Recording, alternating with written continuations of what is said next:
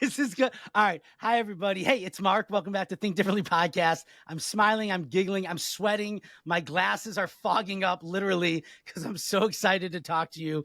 Please introduce yourself to the people. Hey, I'm Derek Weeks. I'm a four-time CMO and VP of marketing. I am just someone who absolutely loves marketing, loves looking at things differently, thinking differently, Yeah. uh, and just kind of, um, I'm a cynic in marketing, so I just love to look at things and think there's got to be a better way to do this and go to market and um, you know exciting things that I want to share. I've also written a book called Unfair Mindshare. It's Yeah. about connecting community-led marketing with demand gen, which is an area a lot of people don't understand. But yeah, I'm just excited to be here and get a lot of Mark energy for the next couple of minutes. It's funny because when we started, I was like, "Oh, we gotta get like this is gonna be so exciting." Because we said it's kind of like this idea of like strangers are just friends we haven't met yet. The way we met is like very kind of 2024. It's a LinkedIn You listen to my episode about Dan Tyre. You're like, I want to know about Dan, and let's now you and I meet, and here we are. Yeah. And I got to tell you, man, I know I literally start every episode saying, I'm so excited to talk to you, but oh my gosh, I'm so excited to talk to you. Um, an old comedian once made a joke about how people say, don't judge a book by its cover. But then he said, that's why books have covers. And the cover of your book draws me in immediately. And we'll talk about the book later. But dude, I'm really excited to talk to you because I said before we jumped on, you're a big dog. And you said, I'm not a big dog. I'm just a guy. And you're more than that. And so again, I know you did the intro, but for people that are listening, because everybody from like my Aunt Cindy out in Virginia, Hi, Cindy. yeah, she's out there. They just sold their house. Don and Cindy sold their house. But and like literally, and then like CMOs listen to this, and like marketing and salespeople, and Yeah. like my kids might listen to it. You've had an amazing kind of career in that you've helped so many people bring their ideas to life. And the one thing that stands out to me about the work that you do is that you do it with a big heart, right? You are an empathetic dude. You're Yeah. a father, you're a husband, you're a creative. You've kind of gone all over the country throughout your career. Where does your empathy come from? Because not everybody, as you know, in business and in life, you meet all these people. Not everybody's got that big heart, that curiosity. Where does your empathy and your empathetic nature come from? Yeah, that's no one's ever asked me that, and part of it is I think it's just inherent. Like this is a trait that you're born with. You don't necessarily recognize that. When it's innate, you don't recognize that it's so different that other people don't have that. Mm, But I think that career wise, where it really stood out was I started as a product marketer. And product marketers are, they're the translators of engineering just built something, and then salespeople want to sell it, but they don't understand each other. So they need a translator of like, this is the value of the thing they built and why it's yes. important. But the thing that I recognized early on in my career was the whoever was building the product, whatever it was like it wasn't important to talk about the product. It was important to talk about what is this actually doing in someone's life? Like, where are they using it? Why are they using it? What else are they using it with? Right. And taking that kind of outside in approach it's very reflective of empathy to say, I'm not just going to go and say like, I've got this product and Mark, you need it.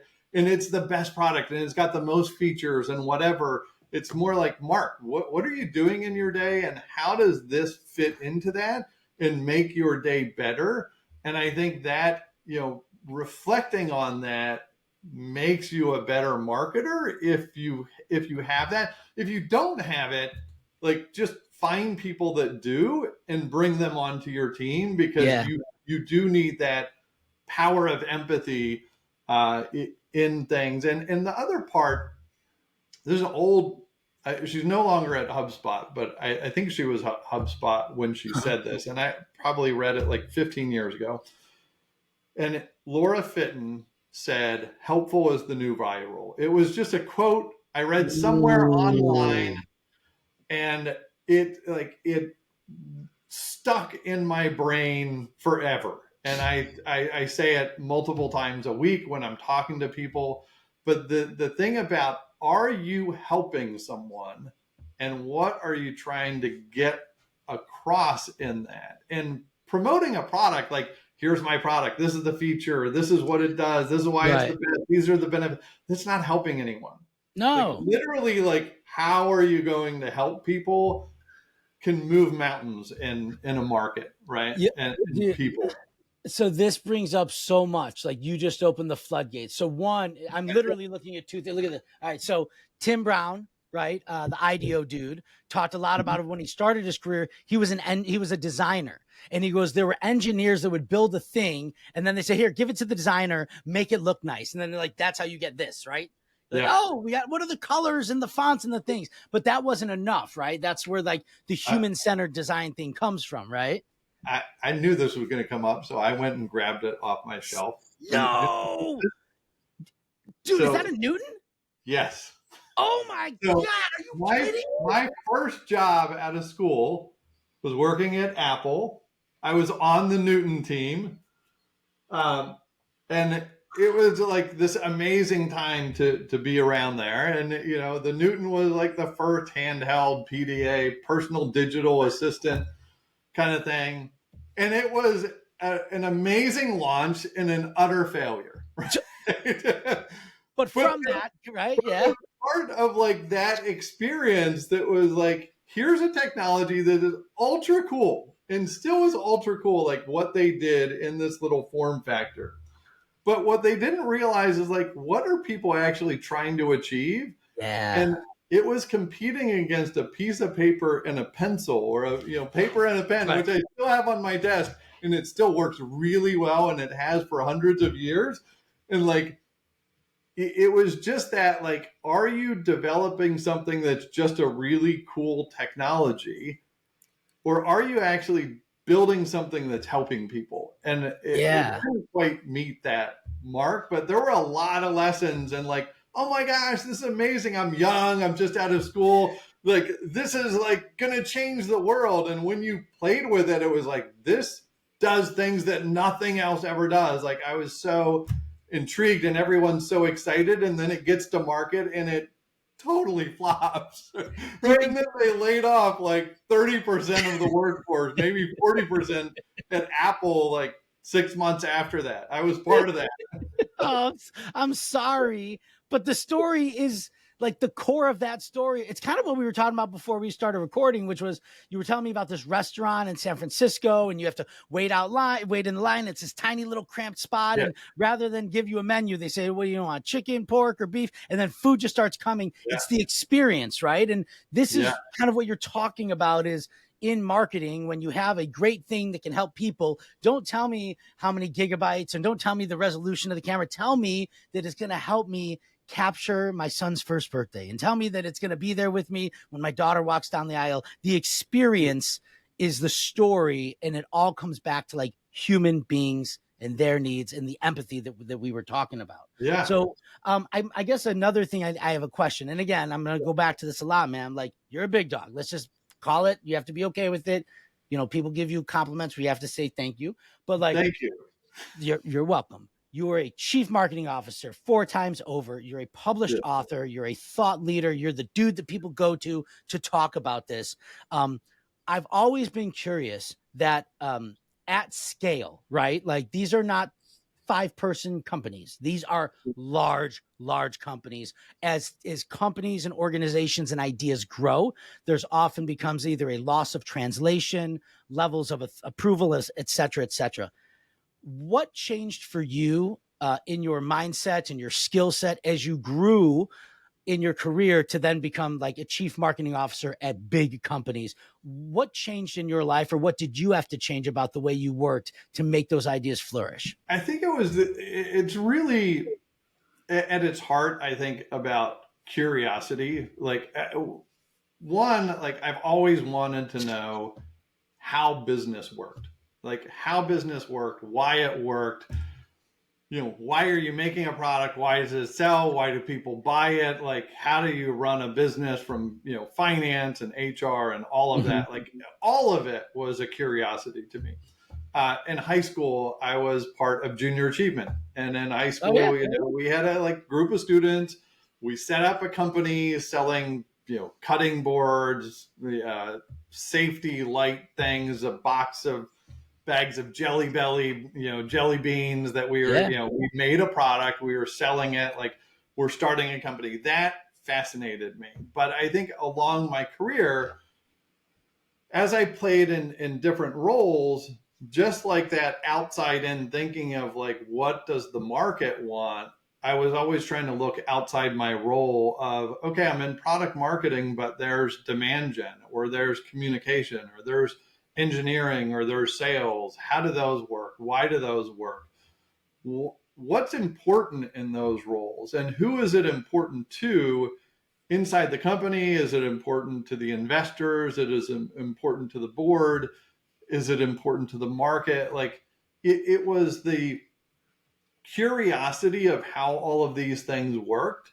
And the more visibility I got to it, it just looked like a lot of different levers that were available to you Mhm. that help the business on its journey. And I wanted to learn what those different levers were.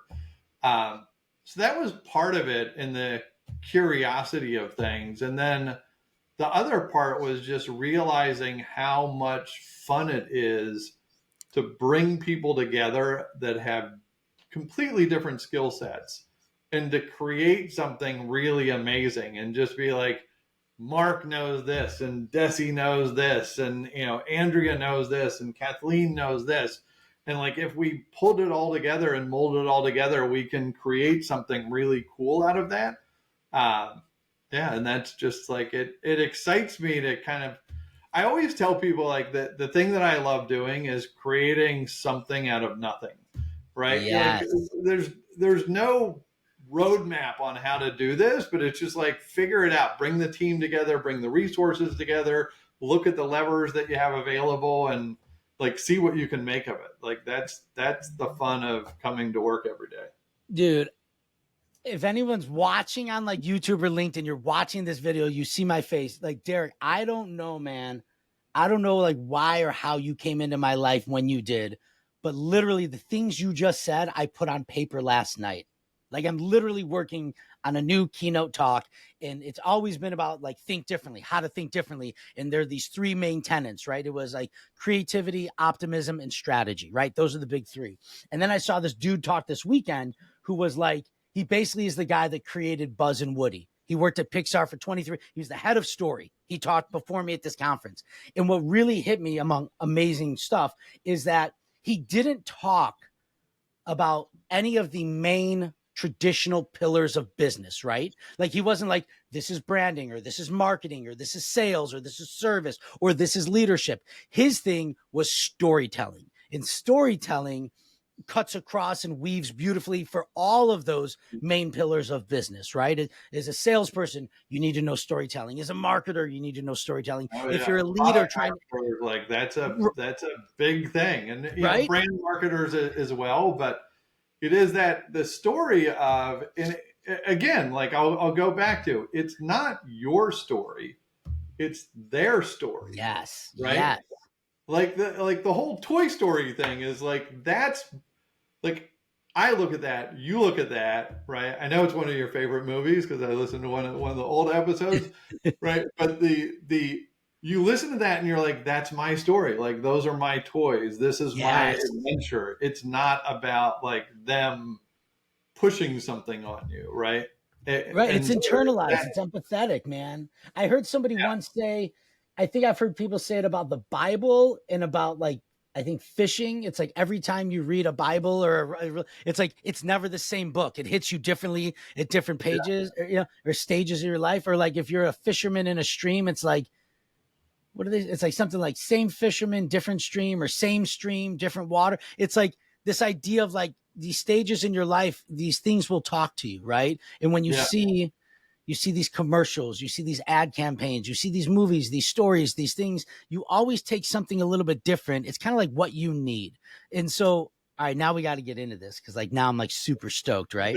So, and maybe, and Yeah. again, I'm going to set this up for, my aunt Cindy here, right? And my aunt Okay. Terry, she's in Altoona, Pennsylvania too. But anyway, so people build things that we hope Mhm. solve people's problems. It could be everything from the Newton to an iPad to a phone, whatever. It could be Metamucil, whatever.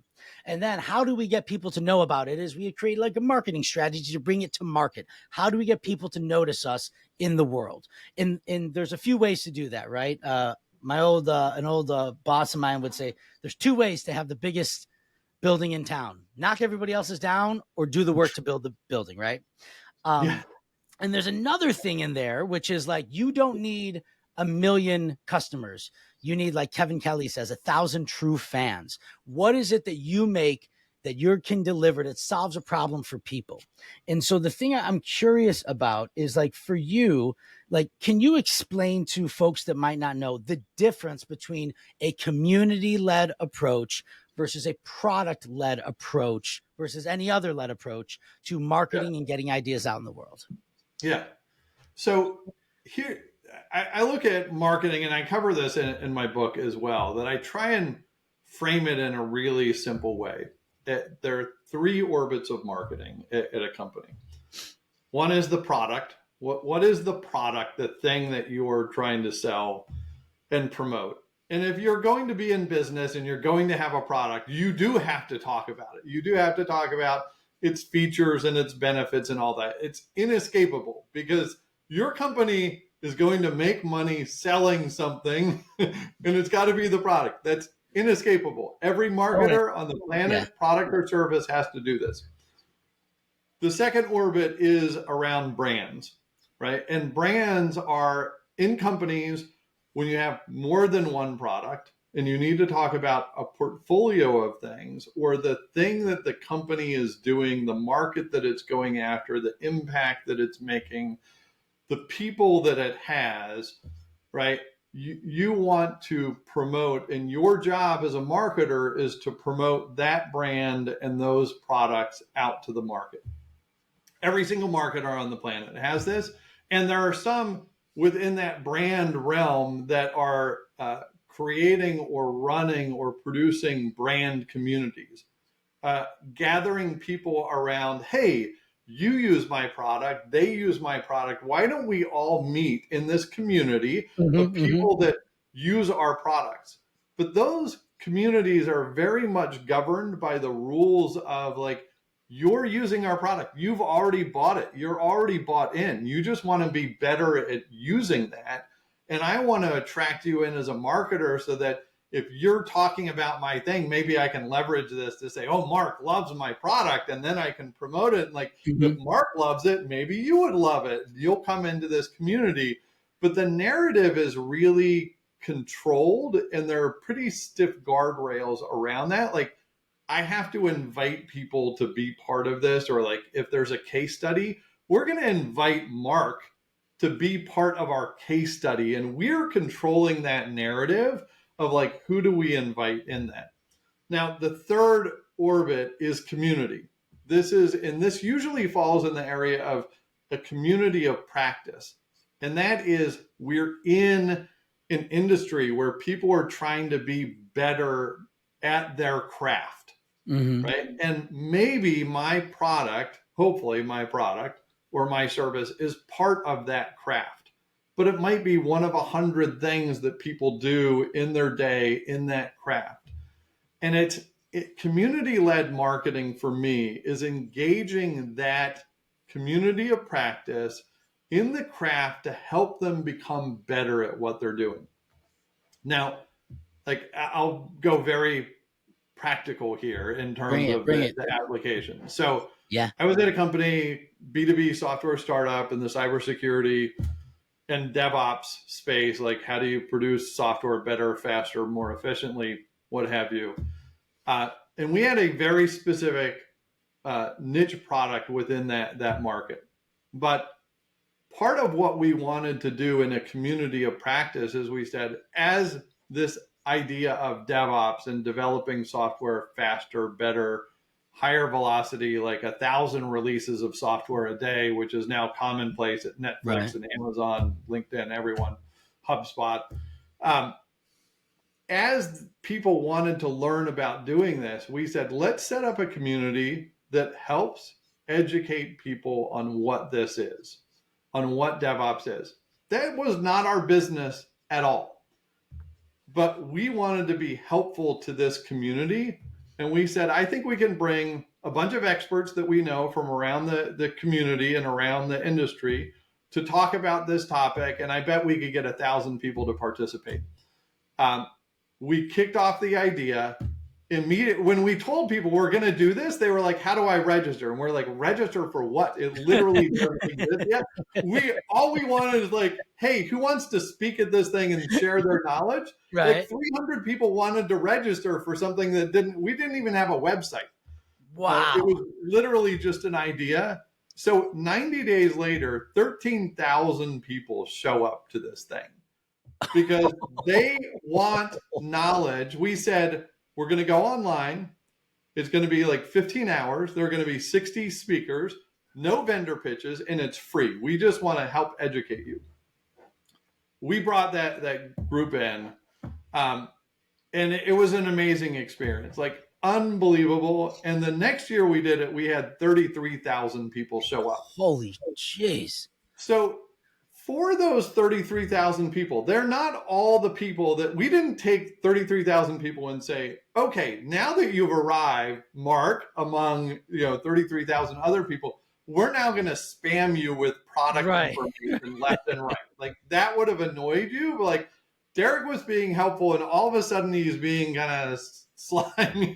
Hey, now that you're here, guy, come on, let me show you something. No. This feels like a bait and switch. So the things that we did, we brought that community together, and then we did more stuff that was helpful. Of like, let's survey the industry and feel like what's really important to them. Where are they? What are their priorities? What are they investing in? And through that, our company was able to learn more about the market than any other company in the whole industry. We attracted more people that wanted to share and learn from one another. And we were we built a forum for people to gather. They were the ones creating content, sharing the content, making the relationship connections and all of that. And through that, we built brand trust. Some of those people said, hey, what does that company that you work for do? Because I actually need that kind of thing. And we made those introductions to the product and the brand possible, but we didn't push it upon people. It happened more naturally. And we crafted some of the interactions as well. I can get into like scenarios of how we did that, but building that community, if you think about it, like you could produce some kind of event or something that attracts 100 people or 200 people or whatever, right? And you'll learn something from those people and those relationships. But when you build something that attracts 10,000, 25,000, 100,000 people, the data that you have about the market, the accessibility that you have, who are they? Where do they live? What titles do they have? What are their interest points? Where are they gathering? What's like, a super interesting thing and not so interesting thing? When you do this year over year, you see the trends in that. And you could do things, and we could do things like, oh my gosh, like last year, 200 people in Germany showed up to this thing. This year, there's 1,500. We don't have a salesperson in Germany. Like maybe we need a salesperson or a channel partner in Germany. Like it was informing what we were doing in the market by creating this community-led movement. Now I'm going to, I'll throw it back to you. How many people did we have running this thing that was like, we have an annual conference of 30,000 people. We built the community of 100,000 members that were, how many people are running that? I mean, you got, again, like it depends. It could be 4 or it could be like 40 or it could be 400, right? Like, because something that scale, logistics, planning, everything. I'm gonna say you probably had a 20-person team. Okay. So full time on my team, we had 1.5 people to maybe 3 people, Oh right? gosh. Maybe there were, as it got kind of closer to our big annual thing, we probably pulled in like 10 more people part time. But the awesome thing about this is while I employed and paid 1.5, 2 people on my team full time to focus on this thing, when we kicked off that conference that was doing 33,000 people, we probably had 50 people that were not working at our company that had said, I love what you're doing. I want to come in. I want to help. Like, your thing would be so much better if it had this. Like, someone, person Claire came in and said, you know what you need? Like, you need live tweeting through this whole thing. Like, someone has to be there and like do this. And our rule was, if you had an idea, we would say yes as long as you ran it. So it's like, Claire, that's an awesome idea. If you want to do that, like, go for it, and we Claire's will a live tweeter. support you, right? Yeah. And so we had 50 of those people actually doing all of this stuff because it was being helpful to the community at large, and that allowed us to produce this massive thing. And in the later years, we ran it for 24 hours. We produced, let me correct that. It was not us that produced. We produced a forum. And in that forum, the community created 180 pieces of content in 24 hours. Wow. There were 180 presentations over 24 hours. The community created that. We did not create any content. We just said, here's a forum to share and educate and information. And like, we're going to make it available to you for free. And people gathered and benefited from that. And then, yeah, we took a long tail approach on the videos, turned into blogs, the blogs turned into books, the books turned into book signings at different events around the industry and all of that. So it was like that, a long answer to kind of what is community led or what does it look like, but that's like some of the experience that we pulled together as teams to make that happen. So this is fascinating for a few reasons. One, like high level, what you're saying is there's 3 kind of circles, right? There's the product that you make as a company. There's then the brand of that product. And then there's the community. And what you really have made a career out of is saying, okay, the product's got to be the product. We got to make something. We got to make money, right? And the brand, we'll build the brand and we'll the storytelling, etc. But the community, the people of who we can help, right? Again, deploying empathy for people and then having curiosity for those people, that becomes the bigger chunk that enables, if you need to change the branding or you need an update to the product, it comes from the community. So it's like, originally, as you were saying it, I kind of was thinking of like almost like a bullseye of circles outside, but it's really some Venn diagram of sorts with overlap where the community will help you inform product update. Yeah. Oh, I mean, yes. It's in the book, right? It's just 3 concentric circles. But the thing is, and what I wanted people to recognize, and as a marketer, like the kind of secret sauce, if you will, is every marketer listening to this, whether you're an individual contributor or a chief marketing officer, you have the first 2 orbits, the product and brand orbits. You can't escape those. That is your job, to promote the products to the market and the brand to market. Everyone has that role. You're never going to escape it if you're in marketing.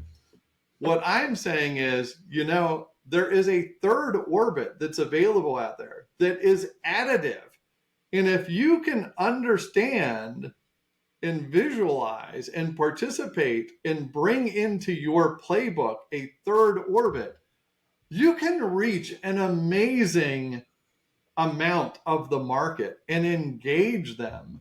And this is like the book title is Creating Unfair Mindshare, right?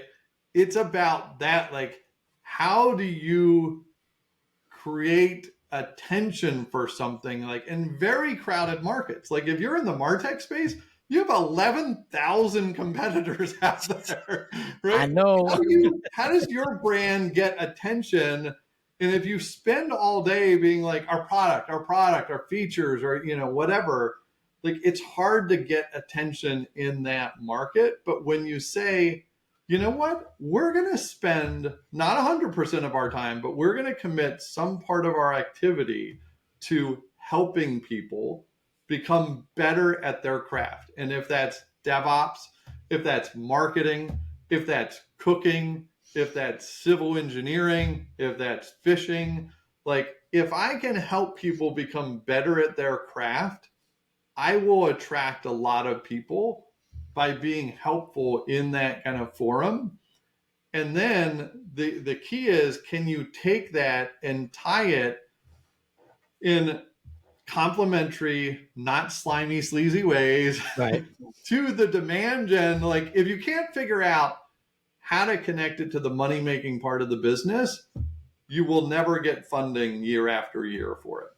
Like I had to be able to say to my board, yes, I've got 1.5 people that are focused on this thing. We have 50 people in the community helping us pull together. We have tens of thousands of people participating in this thing that we pulled together. But when you go to the board meeting, you can't be like, oh, it's so, nice and cool and big and It's exciting. They're fun. like, how much money did we make as Yeah. a result of this? And so the book was a lot about like, let me show you how you connect from orbit 3 into orbit 1, which is like, if you're not selling product, you're not in business. And if you're not in business, who cares about, any orbits or There's whatever? nothing. Yeah, there's no business like no business, one of my Yeah. friends used to say.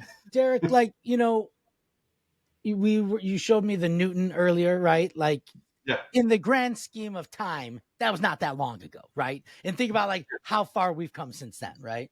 yeah, Um, things are changing at such a rapid pace, right? In all areas of our lives, technology, community, politics, culture, everything is just, it's yeah. fast now. The access to information, the access to take action, people can build websites with AI in a minute, like these things are changing.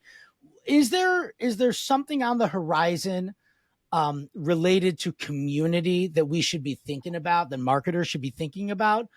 Yeah. Or is this just the idea of like, is the influx of social media technology, the availability of information, is it opening up our empathetic and our curiosity part of our brains more? Are people craving community more? Like, what is the impact of this rapid kind of evolution of tech that we're in?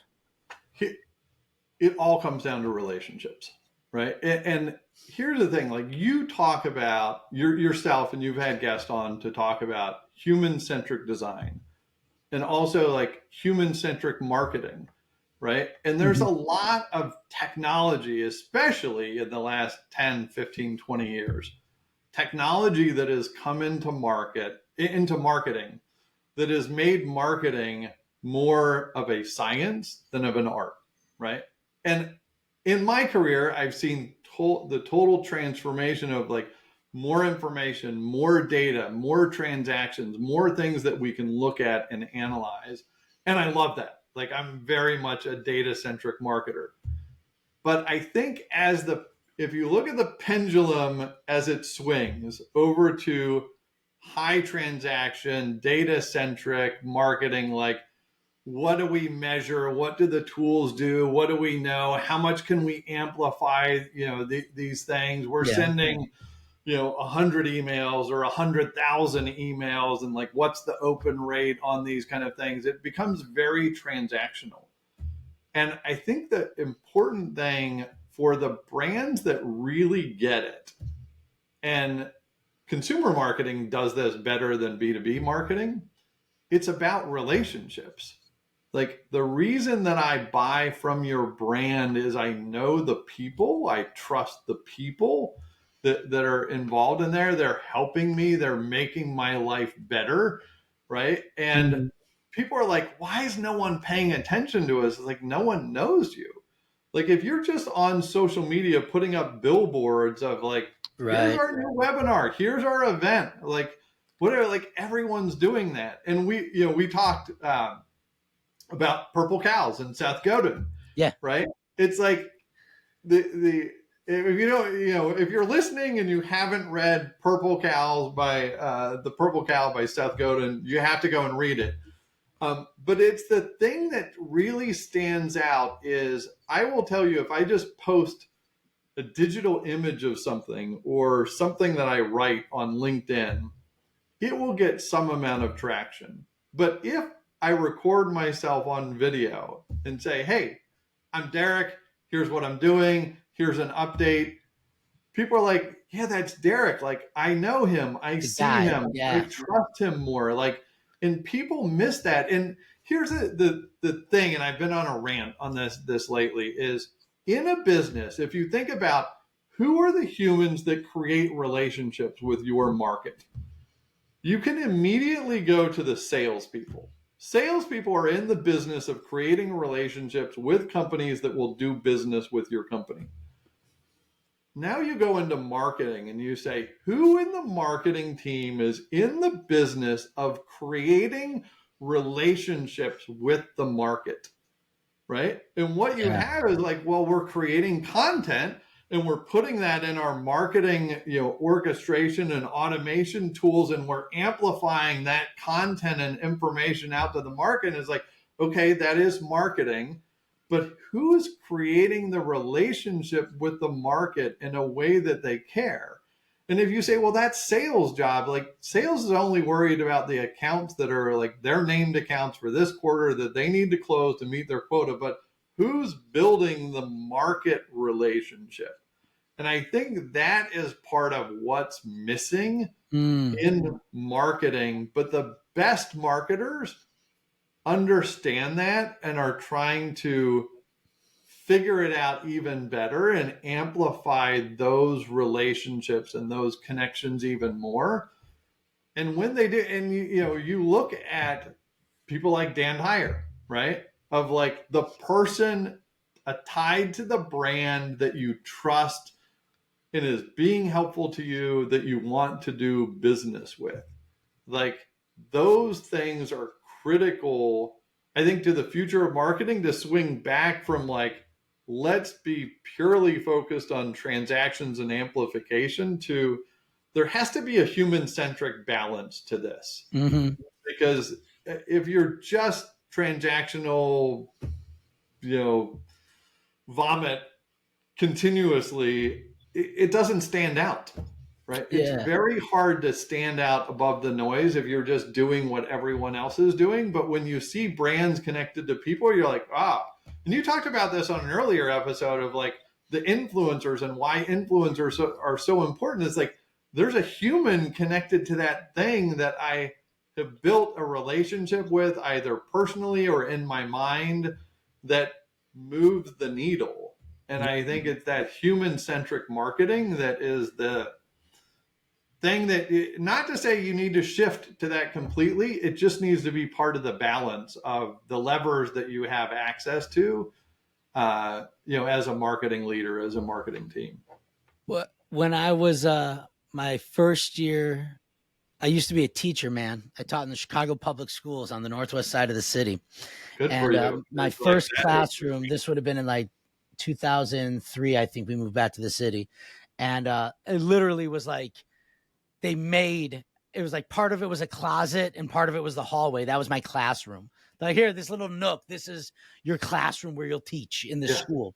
yeah, And you got to like make your classroom kind of is inviting and warm. I tried to design it like these are kids that were coming from a rough neighborhood. I wanted this to be warm. And in the garbage can was the person who was in this space before me. It was a crumpled up piece of paper and just caught my eye. It was like coming out of the garbage can. I just took it out. I opened it and it looked like it was made with like print shop 89, like print shop '01 on like an old Mac. And it just said, no significant learning takes place without a significant relationship.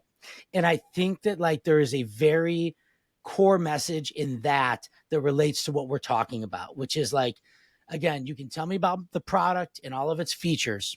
You can tell me about the brand and what it stands for and the message that it could do. But how does it help me? Who is the person that is going to help me understand how this can help make my life better? And we see this, like you said, you see it with influencers. We see it with kind of like marketing personas and people that are on camera creating content, etc. But it's the personal relationship and the person that you build trust for that will enable you to say, ooh, this thing is actually, I think they made this for me. I see where it can solve a problem. And there's, again, these two words keep coming up here, Derek, which is empathy and curiosity, right? These are two big things. Let me take it beyond, like, I want to make sure that people listening to this can reflect on it right. It's not about, here's my brand and my company, and here's Derek, or here's Mark, and they're the face of the business. Like when we were scaling this thing in what I call, the Orbit 3 community, I and my colleague were creating a forum for people to gather.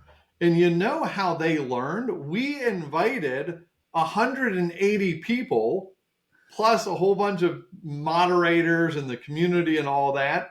And those 180 people were the face of the community saying, I have knowledge. I want to share it with you. If you have questions, come and ask me. It was not 100,000 people coming to Derek trying to say, like, Derek, let me learn from you. It wasn't a single face. It's actually like the human part of it was we brought 180 people together to share who had an audience of 30,000 plus people, that wanted to learn and then ask questions and interact. Like that was the human centric part of it. Mm-hmm. It's not go and get a spokesperson for your brand. It's just one person. Think about how to amplify, like how many people can we get to be helpful, and they don't all need to work for us. Like we don't have to, if I went to my boss and said, I need to employ like 50 people to run this thing, we'd be like, dude, we don't even have 50 people in marketing.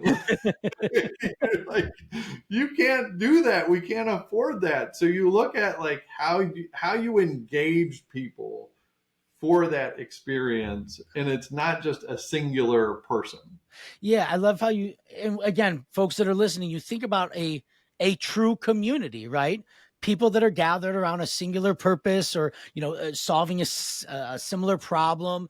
They may be different, they may be the same, but the cool thing about a community is that they help each other, right? And then that's where things really get cooking, right? The scale of ideas, the scale of help, the scale of growth is really what's the word? It's really it's amplified by community. It's not diluted. People might think, oh, if we got 180 people, they're all making content, it dilutes our message. And you're saying, no, it's not about that. It's about their message. How can they help each other? Yes. We're just providing the space for them to gather and build that trust. Exactly. We've built the forum. They're building and sharing the knowledge, building the relationship, sharing the content. And once they, produce that, our job as marketing, and, marketers just understand this innately, I think, is like, wow, 180 people came together and produced a whole bunch of content in 24 hours.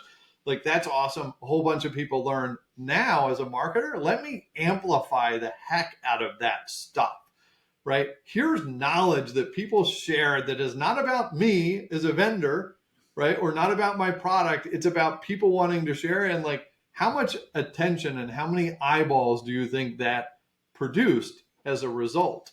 And what people knew about it was not, hey, Derek created that content. Derek was the one facilitating sharing that content and amplifying the presence of it and celebrating the people that created the content to say, Marc came in and did this awesome talk, and you have to listen to it. And I know how to amplify Marc's presence out to this greater community. And then people are like, I trust Derek because he helped me and his company helped me be better at my craft. Now, like, what does Derek do? What does his company do? We get him on LinkedIn, right? Who's doing this? Like, who are some examples of folks, orgs, cultural things that are really doing this really well right now? Like, what are some examples, folks? Again, like, Aunt Cindy and Aunt Terry, who might they know or think about that are doing community led marketing and growth really well?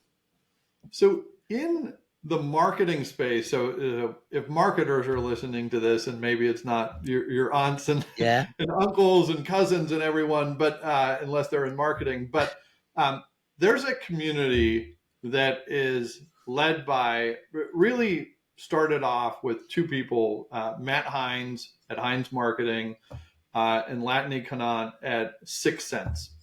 And they decided this is kind of just pre-pandemic. They were going on a roadshow of like 12 cities or whatever, gather CMOs. We're going to have coffee talk. Everyone gather around CMOs, talk about marketing. Then the pandemic struck, and they're like, oh, well, there goes the roadshow. Maybe we should just bring this online and have a discussion about, not about Heinz Marketing and about 6sense and about our products, but just what do marketers need to know? What do CMOs need to know? Like, how do I hire? How do I find the best content? How do I structure my team? How do I handle remote teams? How do I present to the board most effectively? Like any kind of topics like that. And they decided to bring those conversations online once a week. Every Friday morning, 8 a.m. Eastern. There's also a session they do at 11 a.m. Eastern for the Pacific Coast people. Every Friday morning, there's about 150 CMOs that gather in this forum that are learning about how to be a better CMO and a better person and a better leader through speakers that they bring in from all over the place, whether it's book authors, whether it's you were at a conference and saw an amazing speaker. Last week we had a speaker talk about his drug addiction and life of drug addiction and how he transformed his life into Wow. plant-based diet, and he calls himself a plant addict now. But it was just this story of like, it's not about marketing, but it's about people and relationships and motivations and all of that. And you learn from that forum. Now, as part of that, we gather every week, and you don't even have to be a customer of 6sense in order to participate in that community.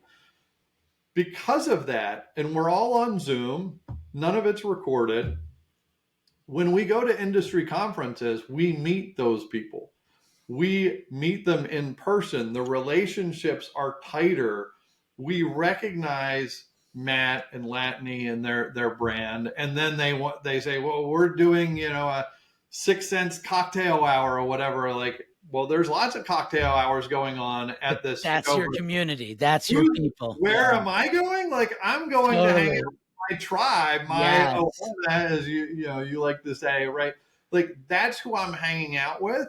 And when it comes down to it, because of the value that they're providing and the helpfulness that they're providing, as a CMO, when I'm considering account-based marketing solutions, who's going to get a seat at the table or be on my short list? Like, they're instantly on it. Not because they show up every week. They don't talk about their products at all or pitch their products. They built a relationship with me, and they do this where they build community and they help community and they help the profession and help people at their craft. And as a result, they're bringing more people into their products. And I think, I don't have the number specifically, but I think if you went and asked 6sense, how many deals are they closing that had a community touch point? Not the product community, like once you've bought and you're in and you want to learn from other people using their technology. How many people were touched by the community that ended up closing a deal with us? I'm sure it's like 80% or higher, right? Wow. Because they were being helpful to start and not like, and there's part of the organization that's out pitching every single day, like all organizations. Yeah. But they're adding that third orbit into their marketing playbook, and they're using it effectively to build that brand recognition of someone that you want to work with. And that's that human-centric marketing element that they brought into, a very tech-centric realm. Hearing, as we start to kind of wrap here, man, I'm hearing be curious, be kind and empathetic, and more, be helpful. Be helpful. We said, we had this line I said before we even started recording, which was, don't fall in love with your idea, fall in love with the people whose challenges you're trying to solve. And maybe that is the way that we could do that, is if you know the area, the little nook of the world where you want to be of service, or your brand or product can be of service, fall in love with those people, help them any way that you can, set up the circumstances in which they can succeed and they can learn and they can get the help that they want. Good things come from that, both on the P&L side, but also on the relationship side. And think about like who in my marketing team, whether it's me or someone else, like whose role is it to fall in love with those people? Like it doesn't have to be everyone on the team, but I think it's a functional area in marketing that you really have to invest in. Like this is the person that falls in love with the people that we're trying to help, right? And makes that happen. Like that is you just inspired me. My next thing I want to do is I want to become the chief love officer at a company. That's it. You set me out in the world. You deserve that title. You deserve that title. Oh man, dude, this is so awesome. I know this is, and it's funny. This is the first time we spoke, right? Yeah. We've been messaging on LinkedIn. I know this is not the last by any means. I feel like this is the beginning of a good friendship, a partnership. I know we're going to do some cool stuff. We'll figure out where the world takes us and we can help each other. I just really want to extend to you, man. Again, you're a big dog. So thank you. I have gratitude for you. Thank you for finding me somehow in the world. I'm glad that we found each other. Folks that are watching and listening, your book is out now on Amazon, Unfair Mindshare. I'll put a link to it in all the places we post this. Go get this book. I think one great thing is that anybody that listens to this is going to be able to take nuggets from it and apply it to whatever they're doing. If you're a public school teacher, if you're a marketer at a B2B company, if you're a small solopreneur trying to bring your idea to life, find the people you're trying to serve, find ways to help them that will have the impact that you're looking for on your business. Yeah, absolutely. Well, I can't thank you enough, man. Is there anything else? One thing I do like to ask people, is there anything you need help with right now? Right? Again, big dog, you got the world's greatest network. You know everybody. Is there anything you need help with that listeners of this podcast might be able to help you with? Yeah, so the two things. One is if you heard this conversation and you're like, Derek, I'm doing that. Like I'm doing that right now. I want to meet you. Like you have to reach out to me on LinkedIn and say like, we're doing what you were talking about. Like no one understands what this thing is that we're doing, but like we're doing it. I want to meet other people that are doing it. And because there's always something to learn. The second thing is if you're like, hey, I heard what you said. I totally believe it. Like I'm bought in, but I don't know. Like I want to bounce this off someone. I have a call later this afternoon. The head of sales from 3 companies ago that I used to work at, he's like, Derek, I hear what you're talking about. I have an idea. Let me bounce it off you. Like that's what, like, if you're curious and you want to bounce your idea off someone, especially community-led marketing, also LinkedIn's the easiest place to find me. Okay. I'm always there. I'm always posting. You can, follow me, DM me directly and ask. But those are 2 things. Like if you're doing this, I want to know you because not many people are doing it. So I'm always curious to meet those people, and I'm always willing to help people as well. All right. So folks, you heard it. Find him on LinkedIn, learn more, check out the book. Again, check out the book. I'm going to follow up. I'm going to introduce you to Evan Hamilton, Christina Garnett, and Kip Bodner. I'm going to send 3 intro emails to you, Derek. These are folks that are in your crew, in your world, and I think that good things will come from a talk with those folks. Thank you so much, man. Sending you much love from Chicago to Maryland. Again, this is the first of many chats I think we're going to have. Mark, I love this. This was awesome. I was thrilled to be here and meet you and get to chat with you, and excited we did. All right, brother. Thanks.